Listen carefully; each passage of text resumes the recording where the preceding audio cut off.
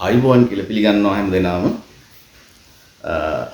අද අපි කතා කරන්න යන්නේ ජ්‍යොතිර්විද්‍යාව සහ වාස්තු විද්‍යාව කියන කාරණා දෙක කොහොමද එකට ගලපගන්නේ කියන එක. දැන් අපි ගත්තොත් එහෙම ගෘහයක වාසය කරනකොට ඒ ගෘහයේ වාසය කරන පුද්ගලයන්ගේ කේන්ද්‍ර සටහන් ඉතාමත් වැදගත් වෙනවා වාස්තු විද්‍යාවත් එක්ක නිවස සම්බන්ධව ගැලපීම් කරද්දී. දැන් අපි ගත්තොත් වාස්තු විද්‍යාව කියලා අපි ඇත්තටම හඳුන්වන්නේ ස්ට්‍රක්චරල් ඉන්ජිනියරින් ප්‍රොඩක්ට් එකක් නෙවෙයි. දැන් ගොඩක් අය මේ කරන්නේ මේක ස්ට්‍රක්චරල් ඉන්ජිනියරින් පැත්තක් නේ. අපි ගත්තොත් ඔය පරාලෙ මෙතනට හොඳ නැහැ, ජනේලෙ මෙතනට හොඳ නැහැ. එහෙම එකක් නෙවෙයි. මේ විශ්වයේ තියෙන කිරණ බලවත් කිරණ කොහොමද තමුන්ගේ ගෘහයට ඇතුල් කරගන්නේ කියන එක.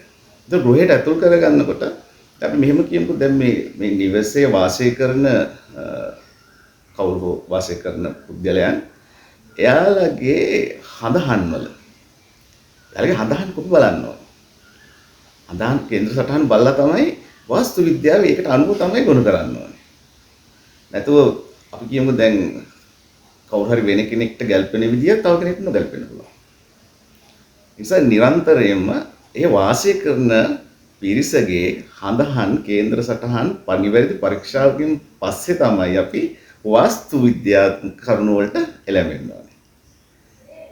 මේකට අපි කියනවා සූර්ය වාස්තු ක්‍රමය කියලා. මම හිතන්නේ සූර්ය වාස්තු ක්‍රමය බොහොම අඩුයි ලංකාවේ ක්‍රියාත්මක වෙනවා. මේ අපේ හෙළ වාස්තු ක්‍රමයක තමයි අපිට ආවෙනික. අපේ රටට ආවෙනික වාස්තු ක්‍රමය තමයි සූර්ය වාස්තු කියන්නේ.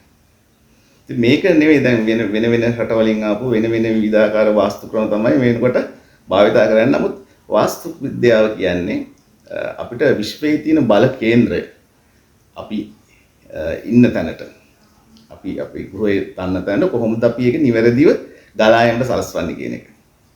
ඉතින් පළමුවෙනි කේන්ද්‍ර පරීක්ෂාවක් කරලා තමයි අපිට තීරණය කරන්න පුළුවන් මොන විදිහටද අපි මේකේ වාස්තු කටයුතු ආරම්භ කරන්න ඕනේ කියලා. ඉතින් අපි මේ විෂය ගැන දිගින් දිගටම කතා කරන්න තීරණය කරනවා අලුත් වීඩියෝ මාලාවක් එකතු කරගෙන. බලන්න පුළුවන් මාව subscribe කරන්න. subscribe කළා මේ වීඩියෝ මාලාවට අපි අලුතෙන් දාපු ගාම ඔයාලට බලන්න පුළුවන්. ඉතින් අද පොඩි හැඳින්වීමක් මේ කරන්නේ. මේ හැඳින්වීමත් එක්ක අපි කොටසින් කොටස කොහොමද නිවැරදි වාස්තු සූර්ය වාස්තු ක්‍රමය කොහොමද නිවැරදිව ඔබගේ ගෘහයට ගල්ප ගන්න කියන එක ගැන ලොකු විග්‍රහයක් අපි කරන්න බලාපොරොත්තු වෙනවා මේ වීඩියෝ වලින්. ඉතින් මේ අපේ මූලික ආරම්භක වැඩසටහන තමයි මේ කරගෙන හැදින්වීමේ වැඩසටහන. ඉතින් දැන් ඉදිරිය අපි කොටස් වශයෙන් බලමු මොකක්ද වාස්තු කියන්නේ, මොකක්ද සූර්ය වාස්තු කියන්නේ සහ ජන්මපත්‍රලාභියාට ඒක ගල්ප ගන්න කොහොමද කියන එක ගැන පොඩි හැදින්වීම් ටිකක් අපිට කරන්න පුළුවන්. ඒ වගේම ඔබගේ නිවසේ තියෙනවා වාස්තු ගැටලු ඔබට දැනෙනවා නම් ඒ කියන්නේ මොන දේ කරත් දියුණුවක් නොලැබෙන තත්යක තියෙනවා නම් කොහොමද ඒ කටයුතු නිවැරදි කරගන්නේ කියන එකට මාව සම්බන්ධ කරගන්න පුළුවන්කම තියෙනවා. ඔබගේ කේන්ද්‍ර සටහන් පරීක්ෂා කරගන්න පුළුවන් මාලාව. ඒ සීල වැඩ කටයුතු මාලා සමග කරගන්න පුළුවන්. මොකද ඇත්තටම ඇයි අපි කේන්ද්‍ර සටහනක් බැලිය යුත්තේ? ඇයි අපි නිවසක වාස්තු බැලිය යුත්තේ කියන එක ගැන දැන් අපි ඉදිරියේදී කතා කරමු. එහෙනම් අපි දැන් සූදානම් අපි කොටසින් කොටසෙමු මොකක්ද වාස්තු කියන්නේ සහ ඇයි කේන්ද්‍ර සටහන පරීක්ෂා කරගත යුත්තේ? මොකක්ද අපිට ඒකෙන් ලබා ගන්න පුළුවන් සුවඵල කියන එක. හරි. අපි දැන් මුලින්ම එමු ඇයි අපි කේන්ද්‍ර සටහනක් පරීක්ෂා කරගත යුත්තේ? එතකොට කේන්ද්‍ර සටහනක් අපි පරීක්ෂා කරගන්න පළවෙනි හේතුව වෙන්නේ ඒකෙන් අපි මොනවා හරි අපේ අතීතය ගැන අපිට වෙච්ච දේවල් උඩ දේවල් කතා කරන්න නෙවෙයි. අනාගතයේදී ඔබට වෙන්න තියෙන මොකක් හෝ දරුණු කටයුත්තක් තියෙද? නැත්නම් ඔබට අනාගතයේ ලැබිය යුතු සුබ ඵලයක් තියෙද? අසුබ ඵලයක් තියෙද සුබ ඵලයක් තියෙද? මගේ අදහස නම් අසුබ ඵලයේ සුබ ඵලයේ අපි අනාගතයේ වෙන්න තියෙන එක දැනගත යුතුම තමයි. ඉතින් සමහර වෙලාවට අපි කියමුකෝ මෙහෙම ඔන්න සුබ ඔබට දැන් හොඳ සුබ කාලයක් එන්න යනවා ඉදිරියේ. මොකද ඔබ දන්නේ නැහැ. ඔබ ටිකක් වැඩිපුර උත්සාහ කරොත් ඔබ මහන්සි වුණොත් ඔබට හොඳ සුබ ප්‍රතිඵල ගන්න පුළුවන්. ඊටම සුබ කාලයක් ඉස්සරහට එනවා කියලා හිතන්න. ඉතින් කේන්ද්‍ර සටහන පරීක්ෂා කරගත්තොත් ඔබට පුළුවන් දැනගන්න. මෙන්න මේ කාල පරිච්ඡේදයේ මට ව්‍යාපාර වලට සුබයි. අලුත් ව්‍යාපාර ආරම්භ කරන්න සුබයි. ඉතින් ඒක දැනගන්න එක ඒක තමයි ජ්‍යොතිර්වේදයෙන් කරන්න පුළුවන් එකම උපදේශනය. එතකොට අසුබ දෙයක් සිද්ධ වෙනවා නම් අපි ගත්තොත් මෙන්න මේ ඉදිරි කාලේ ඔබට මේ වගේ දරුණු අසනීප තත්වයකට එන්න පුළුවන්. එහෙමනම් ඔබ කරන්න ඕනේ ඒ අසනීප වලින් වැළකෙන්න අවශ්‍ය කරන ක්‍රියාමාර්ග ගන්න එක. එතකොට ඔබට අනතුරක් සිදු වෙන්න තියෙනවා නම් පැහැදිලිවම කේන්ද්‍ර සටහනකින් ඒ බව ප්‍රකාශ කරන්න පුළුවන්. කේන්ද්‍ර නිවැරදි දත්ත විශ්ලේෂණයකින් මිනිස්සෙගේ ඉදිරිය ගැන පැහැදිලි, ඉතාල පැහැදිලි නිර්වචනයක් දෙන්න පුළුවන් කමක් තියෙනවා. පැහැදිලි අනාවැකියක් කියන්න පුළුවන්. පැහැදිලි ලෙස කියන්න පුළුවන් මේ කාලය තුළ මෙහෙම දෙයක් වෙන්න පුළුවන් කියන එක. ඇට තියලා කියන්න පුළුවන් කේන්ද්‍ර සටහන හරියට කේන්ද්‍ර පරීක්ෂාවක් කරන්න පුළුවන් කෙනෙක්ට. ජ්‍යොතිර්වේදික සතුව ඒ දැනුම තියෙනවා. ඉතින් කේන්ද්‍ර සටහනක් පරීක්ෂා කරගැනීමෙන් අපිට ලැබෙන ප්‍රතිලාභය දේවා. ඒක අපි කියන්නේ හැම වෙලෙම නිරන්තරයෙන් අපගේ කේන්ද්‍ර සටහන අපි පරීක්ෂා කරගන්නවා. එතකොට අපි ඉදිරිය පැහැදිලි. නැත්තම් අපි වෙන්න තියෙන දේ දන්නේ නැහැ. අපි කියමු දැන් ජලයෙන් අනතුරක් වෙන්න කාට හරි තියෙනවා. ඔබලා දන්නවා ජලයෙන් අනතුරු සිද්ධ වෙනවා. එතකොට ජලයෙන් අනතුරක් වෙන්න තියෙන කෙනෙක්ට අපිට ඒ පවතින ග්‍රහචාර එක්ක අපිට කියන්න පුළුවන් මේ කාලේ ඔබට ජලයෙන් අසුබයි. එතකොට ඔබට පුළුවන්කමක් තියෙනවා. ජලයේ කටයුතු වලින් කියන්නේ කැම්පුරු තැන් වල ආන්‍යනයකින් සැඩපාර වල අසු වෙන්න තියෙනවා නම් ඒ දේවල් වලින් මග අරගන්න. ඉතින් මේක තමයි ජ්‍යොතිර්විද්‍යාවේ අපිට සමාජගත කරන්න පුළුවන් සහ සමාජයට දිය හැකි වැදගත් උපදේශනය. ජ්‍යොතිර්විද්‍යාවේ උපදේශනයක්. ඉතින් මේ උපදේශනයට කේන්ද්‍ර පරීක්ෂාවක් කරගන්න ඕනේ. අපි උදාහරණයක් ගත්තොත් අපිට පොදු කේන්ද්‍ර පලාපලයක් කියන එකේ පුද්ගලයෙක්ට සිදුවෙන කාරණාවක් ගැන 100%ක් නිවැරදි පලාපල කතනයක් කරන්න බෑ. ඒක පළමුවෙන් පිළිගන්න ඕනේ. තමුන්ගේ ස්වභාවය තමුන්ට සිදුවෙන්න යන කුමන හෝ දෙයක් ගැන දැනගන්න තමාගේම කේන්ද්‍රය තමයි ජ්‍යොතිර්විද්‍යාව බලව ගන්න ඕනේ. හොඳ පළපුරුදු කෙනෙක් ලබා. එතකොට කියන්න පුළුවන් මේ දේවල් වල වැළකෙන්න. නැත්තම් අපි එහෙම කිව්වොත් හොඳ ග්‍රහචාරයක් ඇවිල්ලා තියෙන කවුරු කෙනෙක්ට ඔන්න ලොතරැයි ජයක් හදිසි ධනලාභයක් ලැබෙන්න පුළුවන් අවස්ථාවක්. එතකොට හදිසි ධනලාභයක් ලැබෙන්න පුළුවන් අවස්ථාවක් ඔබ දැනගන්න ඕනේ. නැත්නම් අපි ඔබ ලොතරැයි ගන්නේ නැති කෙනෙක් නම් ඒ අවස්ථාවෙන් ගිලිහිලා යනවා. අන්න ඒක තමයි කේන්ද්‍ර පරීක්ෂාවක් කරගැනීමේ අපිට තියෙන වැදගත්කම. එතකොට කොහොමද මේවා ආපහු අපි ගත්තම දැන් නිවස තුලට ගෘහය කේන්ද්‍ර සටහනක් පරීක්ෂා කරගත යුත්තේ ගෘහයට. එතකොට වාස්තු එක කොහොමද මේක එකතු වෙන්නේ කියන එක ගැන දැන් අපි ඊළඟට කතා කරනවා.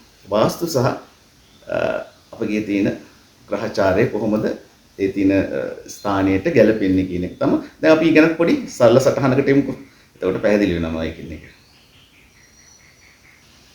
ඔව්. එතකොට දැන් වාස්තු වලට කොහොමද මේ ගැලපෙන්නේ? අපි ගත්තකොට සූර්යයා ඇතුළු තවත් ග්‍රහයන් 8 දෙනෙක්ගේ කිරණ අපේ අවකාශය තුලට නිරන්තරයෙන්ම ගමන් කරනවා. එතකොට අපිට ලැබෙන ග්‍රහයන්ගේ කිරණ කොහොමද අපේ ජීවිතවලට, අපේ වැඩ කටයුතු වලට, අපේ ව්‍යාපාර වලට ඒ වගේ තියෙන බලවත් කිරණ කොහොමද අපි එකතු කරගන්නේ කියන එක ඒක එනවා අපේ වාස්තු හරහා. ඒතර අපි ගෘහය අපි ගන්නකොට ගෘහය අපි ප්‍රධාන තැන් ස්ථාන කිහිපයක් සඳහන් කරනවා.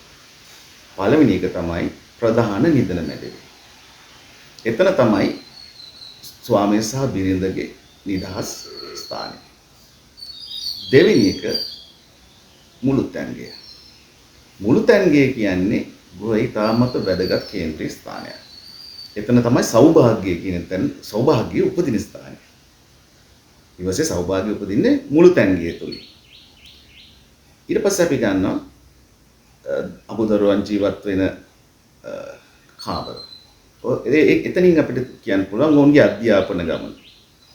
ඔවුන්ගේ අනාගත සැලසුම් නිවැරදි කරගන්න ඔවුන්ට ලැබෙන සහාය. එතකොට ඒ විදිහට අපි ගන්නකොට මේ මම කියවනේ ග්‍රහයන් 9 දෙනෙක්ගෙන් එන සූර්යයා ප්‍රමුඛ ග්‍රහයන් 9 දෙනෙක්ගෙන් එන කිරණ 9ක්. ඒ කිරණ අපට අයිති කේන්ද්‍ර සටහනට අනුව බලවත් වෙන ස්ථානයක් හැම වෙලාවෙම අපි ගන්න භූමියේ කොටස් වලට අපිට කේන්ද්‍ර බලවත් කරගන්න පුළුවන්කමක් තියෙනවා. ඒකෝට දැන් අපි හදපු ගේක නම් අපිට මේක ගොඩනගා ගන්න ටිකක් අපහසුයි. නම අලුතෙන්ම ගයක් හදන වෙලාවක හරියටම අපිට පුළුවන්කමක් තියෙනවා වැඩිපුර බලයක්. කියන්නේ වැඩි බලයක් අපිට ග්‍රහයකින් ලැබෙන වැඩි බලයක් සුදුසු විදිහට ග්‍රහ බලපෑම නිවැරදිව ලැබෙන විදිහට අපිට සැලසුම් කරගන්න. නමුත් හදපු තැනකදී අපිට යම් කටයුතු වලින් පුළුවන් ඒවා නිවැරදි කරගන්න. දැන් උදාහරණයකට අපි ගත්තොත් අපි කියමුකෝ දරුවෙක්ගේ කේන්ද්‍ර සටහනක පාපියෝ ග්‍රහයෝ ඉන්නවා. ඒ පාපී ග්‍රහයෝ නිසා ඒ දරුවගේ අධ්‍යාපනයට බලපෑම් කරනවා කියලා. ඒතකොට පාපී ග්‍රහය අධ්‍යාපනයට බලපෑම් කරනවා නම් පාපී ග්‍රහයට අයිති පාදයක නම් හෝ පාඩම් කරන හෝ වාසය කරන ස්ථානයේ වෙලා තියෙන්නේ ඒක දෙගුණයක් වෙනවා. එතකොට අපි දැනගන්න ඕනේ පාපී ග්‍රහයගේ පාදයෙන් ඉවත් කරලා සුබ පාදයක වාසය කරන්න සලස්සන්න. එතකොට අර පාපී ග්‍රහයගේ තියෙන කටයුතු වලින් ඉවත් වෙන්න පුළුවන්. ඒ බලපෑම් යම් ප්‍රමාණයක් අපිට අයින් කරගෙන සුබඵල ලබා ගන්න පුළුවන්. එතකොට සුබ ග්‍රහයගේ පාදයකට අපි රැගෙන ගියාම වාසය කරන තැන සුබ ග්‍රහයගේ බලපෑම වැඩි. මේක තමයි සූර්ය වාස්තු කියන්නේ. ඉතින් මේ සූර්ය වාස්තු ක්‍රමය අනුව අපිට පුළුවන්කමක් තියෙනවා කේන්ද්‍ර සටහන් පරීක්ෂා කරලා ඉතා නිවැරදි විදිහට ඉතා සුබඵල නිවසට බොහොම සෞභාග්‍ය කේන්ද්‍ර සුබඵල ලබා ගන්න නිවැරදි ක්‍රමවේදයක් සකස් කරන්න. ඒ ක්‍රමය තමයි සූර්ය වාස්තු කියලා කියන්නේ. ඉතින් එතකොට ගෘහයේ අපි කියමුකෝ මව සහ පියා. එතකොට අපි දන්නවා ගෘහයේ ගෘහ මූලිකයන් දෙදෙනාගේ එයාලගේ කේන්ද්‍ර සටහන් ගත්තම එයා මේ මොහොතේ වාසය කරන ස්ථානය එතනට බලවත් කිරණද අසුභ කිරණද? අසුභ කිරණාව වාසය කරන ප්‍රධාන කාමරයට ඉතින් දෙන්න දෙමහල්ලෝ එකට එක රුස්සන්නේ නැහැ. ප්‍රශ්න නිදහස නැහැ. එතකොට ගෘහයේ නිදන මැදිරිය සහ වාසය කරන කාමරයේ තියෙන නිදහස තමයි ඔවුන් එළියට අරගෙන යන්නේ. එතන තියෙන නිදහස නැතුව එළියට යනකොට රැකියාවට යන තැනත් ඔහු ඉන්නේ පීඩාව. හැමතැනම පීඩාව. ඉතින් මේ වාස්තු ක්‍රමය තුළින් පුළුවන් අත්තටම මිනිසුන්ට යහපත් සේවයක් කරන්න. යහපත් විදිහට මේක කරන්න පුළුවන්. ඉතින් ඒ යහපත් ප්‍රතිඵල ලබා ගන්න මට පුළුවන් ඔබලාට ඒ සේවය ලබා දෙන්න මාවම තන්න. මට පුළුවන් ඔබට ඒ සේවය ලබා දෙන්න අනිවාර්යයෙන්. ඉතින් මේක සමාජයට කරන්න පුළුවන් ගොඩක් ලොකු උදව්වක්.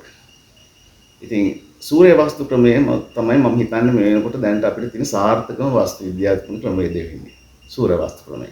මේක අපේ රටට ආවේනික දෙයක්. අපේ හෙළ වාස්තු විද්‍යාව. සූර්ය වාස්තු. ඉතින් මේ සූර්ය වාස්තු සහ කේන්ද්‍ර සටහන් එක්ක ගොඩක් කටයුතු අපිට ඉස්සරහට කරන්න පුළුවන්. මේ වීඩියෝ එකෙන් මම කෙටි හැඳින්වීමක් කරේ මොකක්ද අපි මේකෙන් ගන්න පුළුවන් ප්‍රයෝජන කියන එක. අපි තව විස්තරාත්මකව වීඩියෝ ඉදිරිපත් කරනවා. ඔබට පුළුවන් ඒවා බලලා ඔබටත් අවශ්‍ය නම් එවැනි සේවාවක් අපිට ලබා ගන්න. එහෙනම් බොහොම ස්තුතියි. ඊළඟ වීඩියෝ එකකින් අපි පෙන්වන්නම් සටහන් එක්ක කොහොමද වාස්තු බලය වාස්තු වලට නිවසට බලය ගලාගෙන එන්නේ කොහොමද? නව ග්‍රහයන් නවදනයේ කිරණ කොහොමද? අපි සැලසුම් සහගතව අපේ නිවසේ සංසරණය වෙන්න යොමු කරගන්නේ කියන එක. එහෙනම් අයවා